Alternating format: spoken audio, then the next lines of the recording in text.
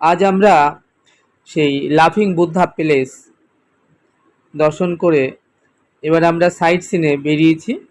আজ এবং আগামীকাল আমরা এই কুনমিন শহর ঘুরে দেখব, আর এরপর আমরা চলে যাব চীনের আরেকটি বৃহত্তম নগরী, যার নাম হলো শেয়ান।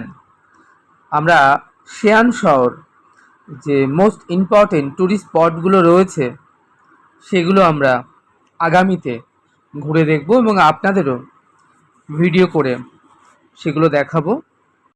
আমরা চায়না ট্যুর শুরু করেছিলাম চায়না রাজধানী বেজিং শহর থেকে, বেজিংয়ের দ্য গ্রেট ওয়াল বা চীনের প্রাচীর থেকে, এবং বেজিংয়ে আমরা 3 দিন ছিলাম এবং 3 দিনই আমরা বেজিং শহরের মোস্ট ইম্পর্টেন্ট ট্যুরিস্ট স্পটগুলো ঘুরে দেখেছি এবং তার ভিডিওগ্রাফি করে আপনাদেরকে দেখিয়েছি। তারপর আমরা চলে গিয়েছিলাম সাংহাই, এক বিশাল বাণিজ্য নগরী এবং যেখানে শুধু উঁচু উঁচু আকাশচুম্বী সব অট্টালিকার সারি, এবং আমরা সেখানে ওরিয়েন্টাল টিভি টাওয়ার প্যালেস 103 তলার উপর থেকেও আমরা ভিডিওগ্রাফি করে দেখিয়েছি নিচে শহরটিকে। এছাড়া চীনের সব থেকে উঁচু বিল্ডিং সাংহাই টাওয়ার, যেটি 128 তলা, আমরা সেটিও ঘুরে দেখিয়েছি।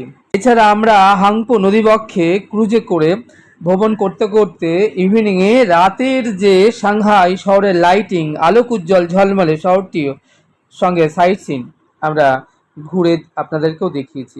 আমরা সাংহাই শহর সব মোস্ট ইম্পর্টেন্ট ট্যুরিস্ট স্পটগুলো আমরা ঘুরে ঘুরে দেখেছি এবং আপনাদেরকেও তার ভিডিওগ্রাফি করে দেখিয়েছি। তারপর আমরা চলে এসেছি ওখান থেকে এখন কুনমিন শহরে। এই কুনমিন শহর আমরা ভিজিট করছি 2 দিন ধরে। কুনমিন শহরে আমরা দর্শন করেছি স্টোন ফরেস্ট বা পাথরের বন, urban park, Yuantong temple, golden temple, western hills বা জাতীয় বন উদ্যান, ডংচুজান প্যালেস, তারপর ইউনান সাংস্কৃতিক প্রদর্শনী, জিউশিয়াং সিনিক গুম্ফা, কুনমিং ফ্লাওয়ার। আর আগামীকালও আমরা কুনমিন শহরে ভিজিট করব।